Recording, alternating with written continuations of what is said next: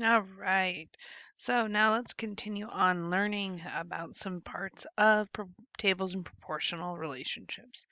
So, two quantities are proportional if the ratios comparing them are equivalent or constant. The constant ratio is called the constant of proportionality. That constant of proportionality has the same value as the unit rate. So they're going to be the same number. Not same number, same value, worth the same. So suppose the creators of a stop motion animation film record at 24 frames per second. The table shows the number of frames captured over 1, 2, 3, and 4 seconds. So we have our number of seconds and our number of frames. So what is the constant of proportionality? That is that number that I have to multiply to get from the top to the bottom by. So what do I have to multiply 1 by to get to 24? Or 2 to get to 48? Or 3 to get to 72? Or 4 to get to 96? So I figure that out through division. Or if I look, I already have a 1, so 24, I have to multiply by 1, or 1 by 24 to get 24. We can check this. Say it's 24. Let's check 24 times 2. 4 times 2 is 8. 2 times 2 is 4. 24 times 3. 3 times 3 is 12. 6 plus 1 is 7. And 24 times 4. 4 times 4 is 16. Carry the 1. 8 plus 1 is 9. So all of those numbers line up. So our constant of proportionality is 24. So then what is our unit rate? Well, we're going to have 24 frames, because remember they're the same, to every 1 second. Remember, a unit rate is always to 1. You could also write it like a fraction or using the word 2. All of those are valid options to write your unit rate. What do you notice about the constant of proportionality and the unit rate? Guess what? They are the same.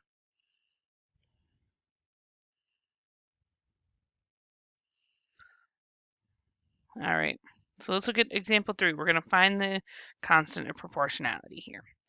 The winner of a jump rope competition jumped 124 times in 20 seconds and 186 times in 30 seconds.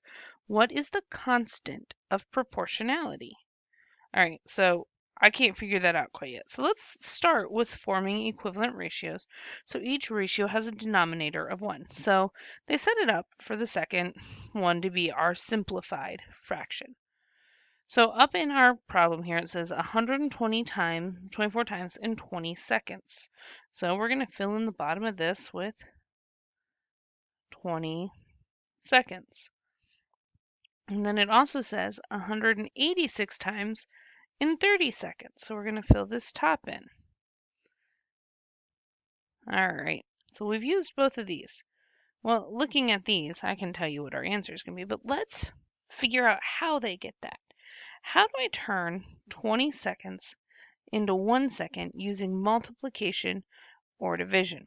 If I'm going from a larger number to a smaller number, I have to divide. So let's take, if I do 20 divided by 20, I get an answer of 1. So let's do 124 divided by 20. So I'm going to do some math, some stretch math here. I know that 2 goes into 12 6 times, so I'm going to assume 20 goes into 120 6 times. I need to rewrite this over just a little bit so we have some space. All right.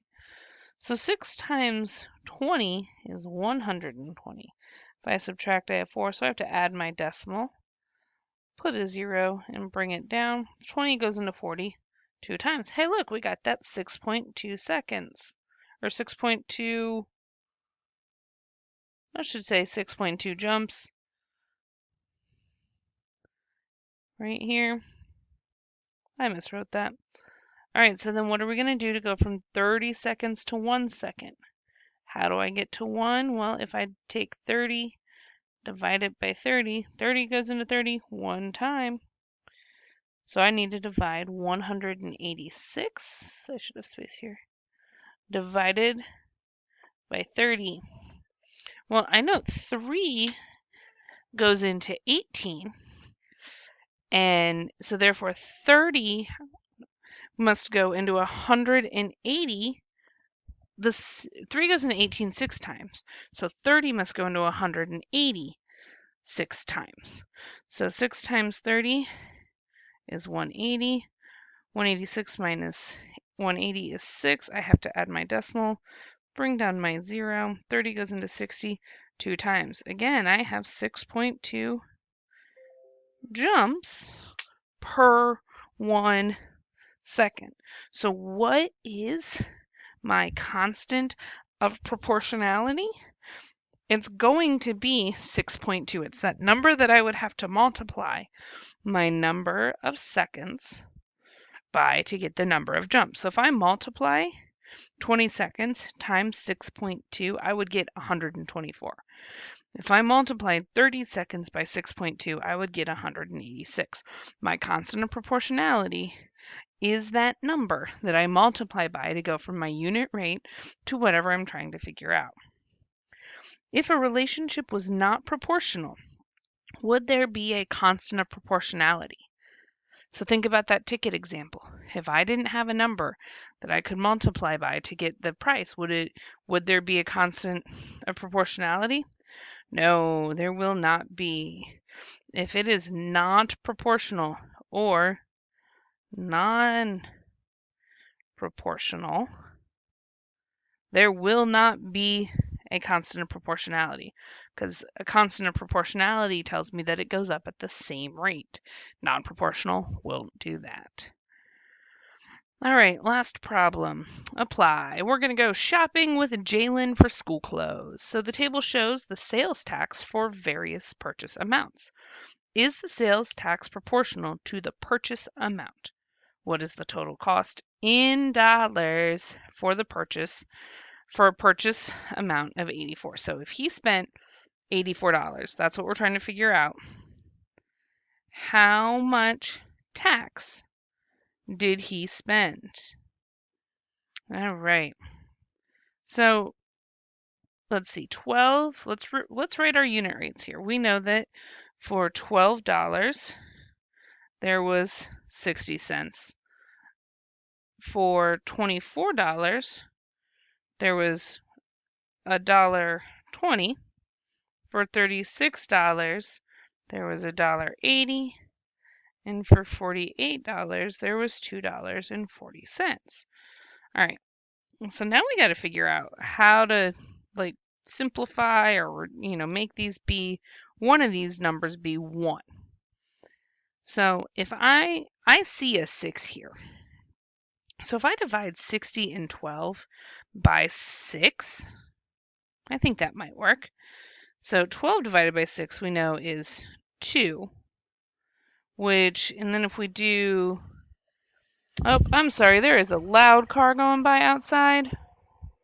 There we go. All right. If we do 60 divided by 6, we bring our decimal up. 6 goes in. 1 times 6 is 6. 0, bring down the 0. It's going to be 0. So 2 to 10 cents. But we still don't have anything to 1. So I know both 10 and 1 are even. So let's go ahead and divide by 2 then. So 2 divided by 2 is 1.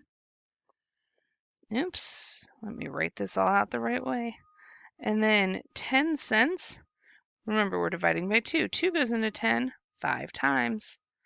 2 times 5 is 10. That gives me 0. I bring my decimal up, put in my 0. So it's 1, for every $1 we spend 5 cents. All right, let's simplify again. So we divided by 6 and by 2. If I take 6 and 2, those are the two numbers I divided by, and multiply them together, what do I get? 6 times 2 becomes 12. So let's try and divide by 12. So if I take 24 and divide it by 12, that becomes 2.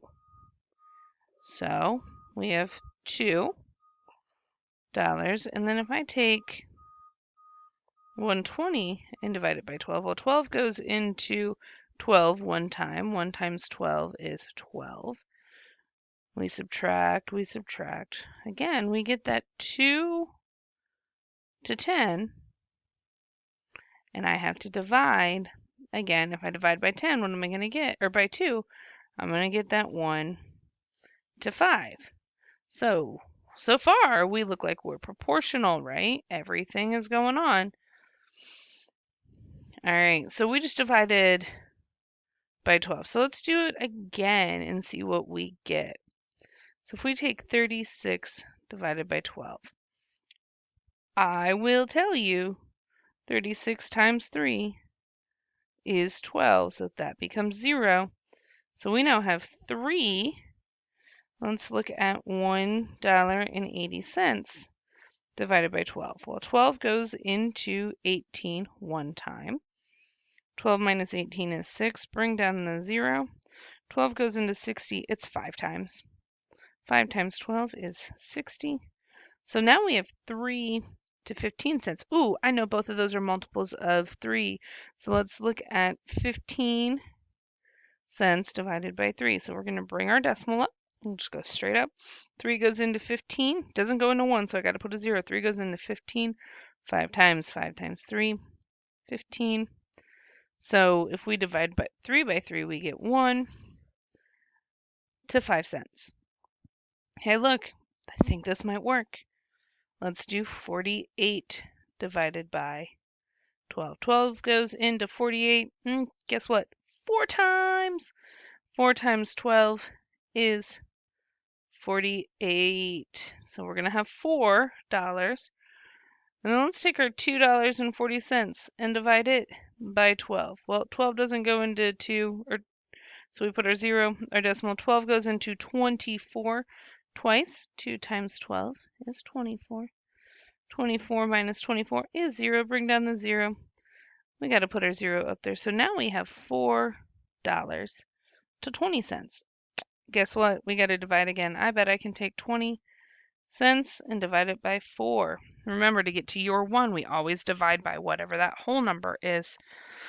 So 4 goes into 25 times. We got to bring our decimal up, and I can't leave a space, so I have to put my 0. 5 times 4 is 20. 20 minus 20 is, that's 0. 0. So we now have 1 to 5 cents. So the sales tax is proportional. All of our unit rates are $1. For every $1 of purchase, you will have 5 cents of sales tax. So our constant of proportionality is 0.05.